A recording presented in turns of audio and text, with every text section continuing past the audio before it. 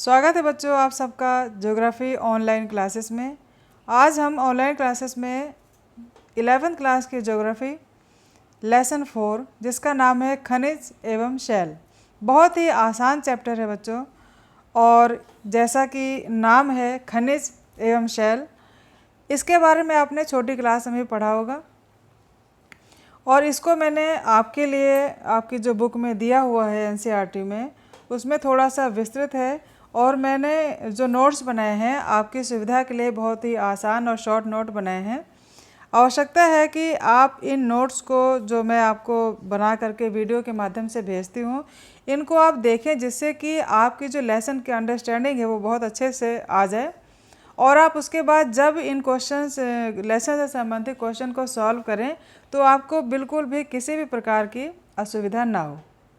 ठीक है, तो आइए शुरू करते हैं अपने इस लेसन को, लेसन 4 खनिज एवं शैल। सबसे पहले देखेंगे इस लेसन के महत्वपूर्ण बिंदु कौन से हैं जिनके बारे में हमें पढ़ना है। तो पहला है खनिज किसे कहते हैं, इस पर हम चर्चा करेंगे। खनिज की भौतिक विशेषताएं क्या हैं, शैल किसे कहते हैं, शैलों के प्रकार, शैल चक्र और महत्वपूर्ण शब्दावली। महत्वपूर्ण शब्दावली हर लेसन की मैंने सबसे पहले आपको बताई है। शब्दावली वह है बच्चों बिंदु है इस लेसन में जो कि शब्द इसमें जो लेसन में बार बार रिपीट होते हैं, उनको मैंने छांट के लिए आपके लिए सबसे पहले लेसन में रखे हैं, जिससे कि उन शब्दों के अर्थ को आप समझते हुए लेसन को रीड करें और उसको समझें। तो देखिए, सबसे पहले महत्वपूर्ण शब्दावली में सबसे पहले है जीवाश्म। जीवाश्म किसे कहते हैं, परतदार शैलों के बीच जीव जंतुओं एवं वनस्पतियों के अवशेष का मिलना। परतदार शैल, ये आप क्या है परतदार शैल, इस लेसन में हम पढ़ेंगे। यानी जो सेडिमेंट्री रॉक्स है, इनके बीच में जीव जंतुओं और वनस्पतियों, जो पेड़ पौधों की पत्तियां हैं, जीव जंतु हैं, मरने के बाद जो उनके अवशेष जो मिलते हैं, इन्हें हम क्या कहते हैं, जीवाश्म। दूसरा है प्रवाल। प्रवाल क्या है, प्रवाल एक समुद्री जीव है जो समुद्र में पाया जाता है, और ये अपने शरीर से चूना निकालकर यानी कैल्शियम कार्बोनेट निकालकर उससे अपना खोल या कवच तैयार कर लेता है। यह बच्चों समुद्र में पाया जाने वाला एक जीव है, और ये अपने जो शरीर के जो ऊपर का कवर है, कवर बहुत हार्ड हो जाता है, वह किससे बनता है, इसके शरीर से निकले हुए चूने के माध्यम से, जिसे हम क्या कहेंगे, प्रवाल। उसके बाद मैग्मा क्या है, मैग्मा मैंने पिछले लेसन में आपको बताया हुआ है, फिर भी शॉर्ट में, भूगर्भ से पिघला हुआ पदार्थ मैग्मा कहलाता है। ग्रेनाइट, जब लावा का जमाव भूगर्भ में अधिक गहराई पर होता है, यानी जो लावा है गर्म पदार्थ है, और इसका जमाव भूगर्भ में यानी पृथ्वी के अंदर बहुत गहराई पर होता है, तो इस जमे हुए पदार्थ को हम क्या कहते हैं, ग्रेनाइट।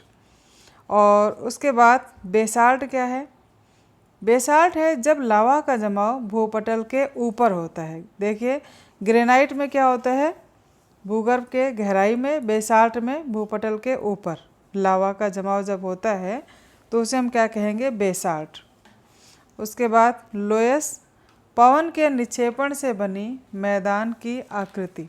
पवन का निक्षेपण यह भी एक अपर्दन का कार्य है, और अपर्दन का कार्य किसे कहते हैं, अपर्दन का काम यह है कि यह जो है अपर्दन के मिट्टी के ऊपर या हमारे धरातल के सतह के ऊपर काट छांट करने वाले एक अपर्दन का कारक के माध्यम से एक प्रक्रिया है। ठीक है, तो यह एक पवन के माध्यम से बनी हुई, पवन का काम क्या है, धूल मिट्टी रेत को उड़ाकर ले जाकर एक जगह एकत्र करना। और यह जो लोयस है, पवन के द्वारा धूल मिट्टी बालू के कणों को उड़ाकर ले जाकर जब एक जगह इकट्ठा कर देती है, तो उससे एक मैदान का निर्माण होता है, और उस मैदान को हम क्या कहते हैं, लोयस। मैदान किससे बना होता है, पवन के द्वारा उड़ा, पवन या हवा कह लो, आप समझ में आ रहा होगा, पवन हवा विंड कुछ भी कह लो, तो इसके माध्यम से बना हुआ जो बालू का मैदान होता है, इसे हम क्या कहेंगे, लोयस। उसके बाद मेसा क्या है, बेसाल्ट पर अपर्दन से बना समतल मैदान। अब बेसाल्ट क्या है, ये मैंने आपको ऊपर बता ही दिया है।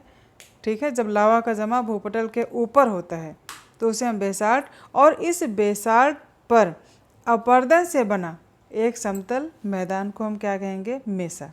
तो ये थी महत्वपूर्ण शब्दावली। और अब आइए देखते हैं अपने बिंदु दूसरे पर। दूसरा बिंदु है खनिज। तो खनिज किसे कहते हैं बच्चों? खनिज साधारण भाषा में जो खानों से खोद कर निकाला जाता है पदार्थ, उसे हम खनिज कहते हैं, बहुत सरल शब्दों में।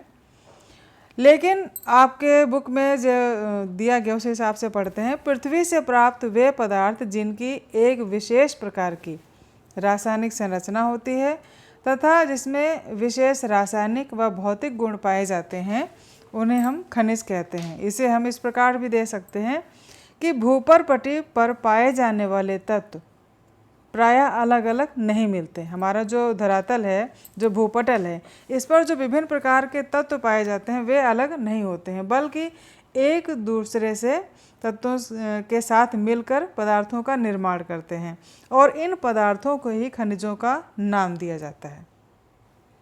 ये था खनिज का परिचय। अब खनिज कितने प्रकार के होते हैं?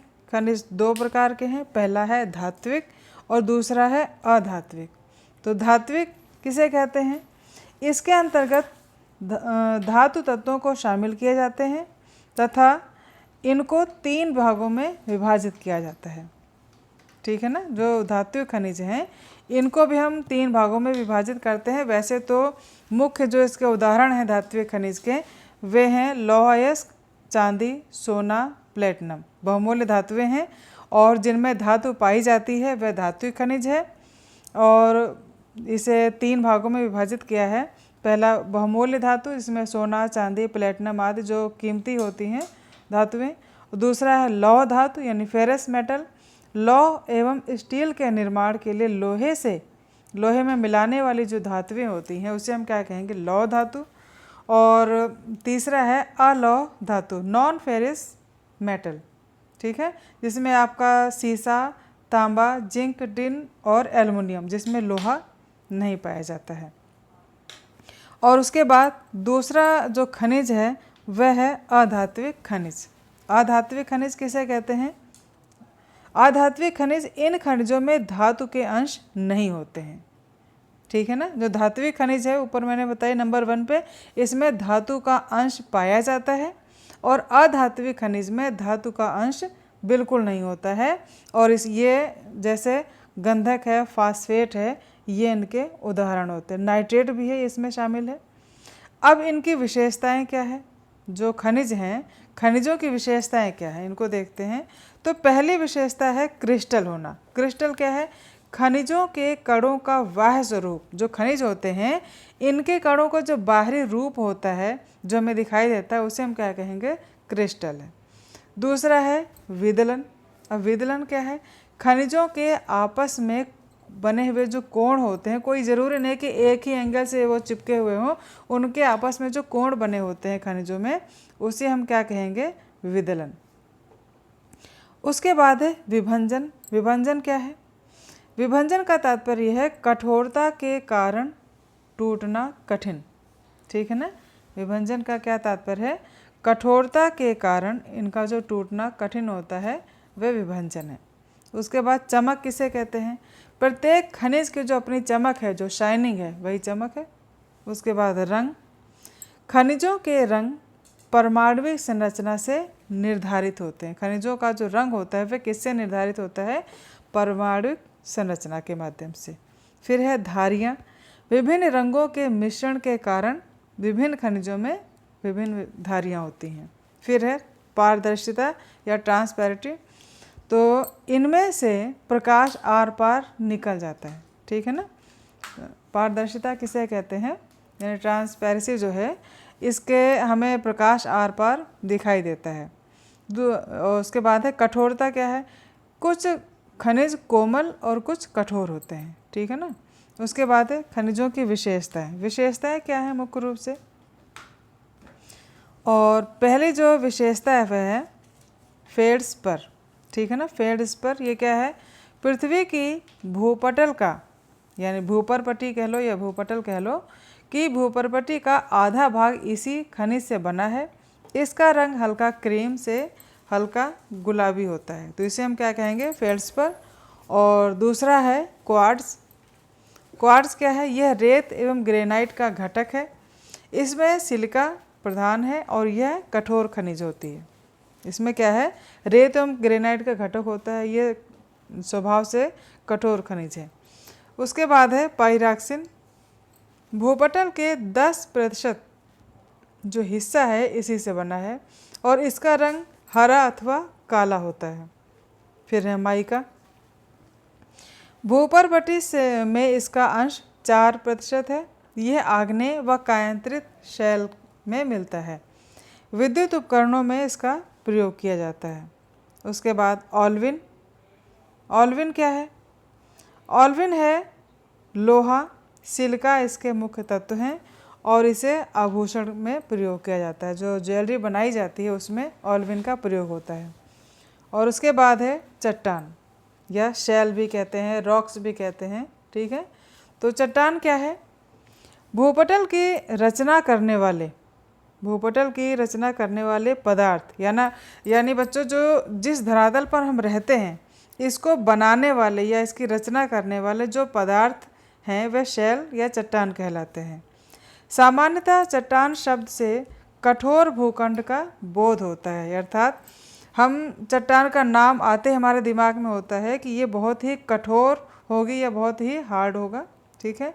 किंतु भूविज्ञान में शैल में उन सभी पदार्थों को शामिल किया जाता है जो ग्रेनाइट या बलुआ पत्थर की तरह कठोर हो, या चीका या रेत की तरह कोमल, अथवा चूने या खड़िया की तरह प्रवेश या स्लेट की भांति अप्रवेश है, ठीक है ना। इसको समझते हैं बिल्कुल सरल शब्दों में। चट्टान या शैल किसे कहते हैं, हमारे भूपटल की रचना जिन पदार्थों से होती है उसे हम क्या कहेंगे, शैल या चट्टान। अब ये शैल कठोर भी हो सकते हैं और कोमल भी हो सकते हैं। कुछ शैल ऐसे होते हैं जिनके अंदर प्रवेश क्या हो सकता है, पानी प्रवेश हो सकता है या जा सकता है। और कुछ ऐसे होते हैं रॉक्स या शैल जिनके अंदर पानी बिल्कुल भी नहीं जा सकता। आप फॉर एग्जांपल देख लीजिए, जो चूना होता है, चौक जिससे हम लोग लिखते हैं, आप उसको पानी में जब डालोगे तो थोड़ी देर बाद उसमें से बुलबुले निकलेंगे, ठीक है ना। तो ये क्या एग्जाम्पल है हमारे सामने, इससे ये क्लियर होता है कि उसमें पानी प्रवेश कर रहा है और उसमें जो छिद्र है उसमें हवा भरी थी और वह बाहर निकल रही हैं। तो ये चट्टानें कैसी हैं, प्रवेश चट्टानें हैं, ठीक है। और दूसरी इसमें ये दिया गया है स्लेट। स्लेट क्या है, ये अप्रवेश है, जिसमें कि पानी भी बिल्कुल प्रवेश नहीं कर सकता है, पानी बिल्कुल एंटर नहीं कर सकता है। तो इस प्रकार से चट्टानों में कई चीज़ें दिखी। पहली बात तो चट्टान कोमल भी हो सकती है, दूसरा कठोर भी हो सकती है, तीसरा उसमें जो पानी है, जो हवा है वो एंटर कर सकती है, और उसके बाद कुछ चट्टानें ऐसी हैं जिनमें कि हवा पानी एंटर नहीं कर सकती हैं। तो ये मुख्य पॉइंट है चट्टानों के, जिनको आपको ध्यान में रखना है, ठीक है। उसके बाद शैलों के प्रकार। अब बहुत सारी शैलें हैं, लेकिन मुख्य रूप से आपके पाठ्यक्रम जो निर्धारित की गई हैं, शैल या चट्टान कौन कौन सी हैं, ठीक है, उसमें देखते हैं। तो उत्पत्ति के आधार पर शैलें 3 प्रकार की होती है। पहली है आग्नेय शैल। आग्नेय जैसे कि अग्नि से बिल्कुल तपी हुई, नाम से स्पष्ट है, आग्नेय मतलब बहुत ही तपी हुई और कठोर चट्टान, ठीक है ना। और इसका जो परिचय है वो आपको बताया जा रहा है। भूगर्भ का पिघला हुआ पदार्थ मैग्मा, या उसको लावा भी कहते हैं, जब धरातल के ऊपर या नीचे ठंडा व ठोस होकर जमता है तब उससे आग्नेय शैल का निर्माण होता है, ठीक है। यह लाइन आपको समझ में आ गई होगी। यानी हमारी इस पृथ्वी के अंदर जो पिघली हुई चट्टानें हैं, जो मैग्मा है चट्टानों का, जो लावा है, जब धरातल के ऊपर निकल कर ठंडा होता है या फिर धरातल के नीचे ही निकल कर वो ठंडा हो जाता है, तो ऐसी शैल क्या कहलाएगी, आग्नेय शैल, ठीक है। क्योंकि धरातल पर सर्वप्रथम इन शैलों का निर्माण हुआ, अतः इन्हें प्राथमिक शैल कहते हैं। पहली जो शैल का निर्माण है वो कौन सी है? आग्नेय शैल है, और इसीलिए इन्हें प्राइमरी रॉक्स या प्राथमिक शैल भी कहते हैं। और एग्जाम्पल में देखिए ग्रेनाइट और बेसाल्ट इनके उदाहरण हैं। विशेषता इसकी क्या है? ये जीवाश्म रहित होते हैं, अर्थात इसमें वनस्पतियों और जीवों के अवशेष नहीं पाए जाते हैं। इनमें खनिज तत्व पर्याप्त मात्रा में पाए जाते हैं। जो खनिज होते हैं, खनिज क्या है ये भी आपको पता लग गया, और जीवाश्म क्या है ये मैंने शब्दावली में बता दिया, जिसमें जिसमें जीव जंतु और वनस्पतियों के जो अवशेष होते हैं वो पाए जाते हैं, वो क्या है? जीवाश्म है। तो इन चट्टानों में ना तो जीवाश्म होते हैं, ठीक है, और विशेषता क्या है कि इसमें खनिज बहुत अधिक मात्रा में पाए जाते हैं, ठीक है। तो ये था आपका आग्नेय चट्टान। आशा आपको समझ में आ रहा होगा बच्चों। दूसरी जो चट्टान है अवसादी या सेडिमेंट्री रॉक्स भी कहते हैं इसको। इसका परिचय देखते हैं क्या है। धरातल का लगभग 75% अवसादी शैलों से निर्मित है। हमारा जो धरातल है, भूपटल है, इसका निर्माण सबसे अधिक किससे हुआ है? इन्हीं अवसादी शैलों से हुआ है। जब आग्नेय शैलों का अपरदन होता है और उससे प्राप्त अवसाद परतों के रूप में जम जाते हैं तो इससे अवसादी शैलों का निर्माण होता है। देखिए जो अभी हमने क्या पढ़ा ऊपर, आग्नेय चट्टान, ठीक है। आग्नेय शैलों का जब अपरदन होता है, यानी उसकी ऊपरी लेयर जब धीरे धीरे, अपरदन के बहुत सारे कारक हैं, वो चाहे नदी हो, चाहे हवा हो, पानी हो, इनके माध्यम से जब उसकी ऊपरी परत कट छट करके इधर उधर बहती है, नदी के माध्यम से या हवा के माध्यम से, तो बहने के बाद ये पदार्थ जहाँ कहीं भी इकट्ठे होंगे, ठीक है ना, XYZ कहीं भी जहाँ इनकी एक लेयर बनेगी, तो उस लेयर के जमने से जिस शैल का निर्माण होगा वो क्या कहलाएगी? हमारी अवसादी शैल। और इनके जो उदाहरण दिए गए हैं वह क्या है? चूना पत्थर इसी प्रकार की शैल है, बलुआ पत्थर भी अवसादी है, और जिप्सम इनके बेस्ट एग्जाम्पल हैं। इन शैलों में ऊर्जा के साधन जैसे कोयला, खनिज तेल प्राप्त होता है। हमें जो कोयला की प्राप्ति है, जो खनिज तेल प्राप्त होता है, चूना पत्थर, ये सब किसके उदाहरण हैं? अवसादी शैलों के। उसके बाद तीसरी जो शैल है वह हमारी कायांतरित शैल। और कायांतरित शैल का, जैसे काया का जिसका रूपांतरण हो जाए, जिसका पूरा रूप चेंज हो जाए, वो क्या कहलाती है? कायांतरित शैल। जब आंतरिक ताप व दाब के कारण शैलों के रूप में परिवर्तन हो जाता है तो इससे कायांतरित शैलों का निर्माण होता है।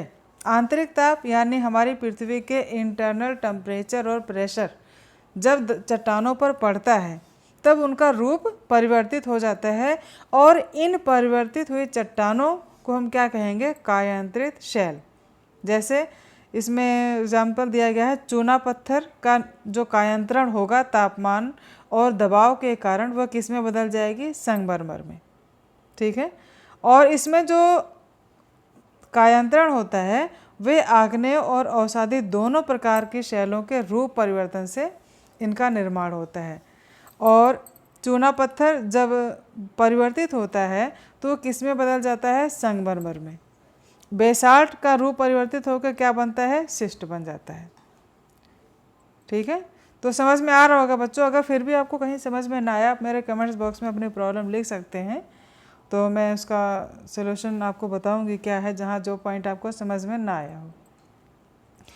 उसके बाद है शैल चक्र या रॉक साइकिल। क्या है रॉक साइकिल? सर्वप्रथम धरातल पर आग्नेय शैलों का निर्माण होता है। सबसे पहले कौन से शैल बनी? आग्नेय शैल। इन पर अपक्षय और अपरदन के साधनों, अपक्षय क्या है, अपरदन क्या है, ये बहुत सिंपल से शब्द हैं, तो थोड़ा सा मैं इसको बताते हुए चलूँगी। अपक्षय क्या है, ठीक है। अपक्षय क्या है? चट्टानों के अपने जगह पर टूट कर बिखर जाना, ये क्या कहलाएगा? अपक्षय। और अपरदन क्या है? अपरदन के साधन, साधन कौन कौन से? नदी है, पवन है, बहुत सारे साधन है, सागरी लहरें हैं, भूमिगत जल है, ठीक है ना। तो अपरदन क्या होता है? इन टूटे हुए चट्टानों का नदी या हवा के द्वारा एक स्थान से दूसरे स्थान को ले जाना अपरदन कहलाता है, ठीक है।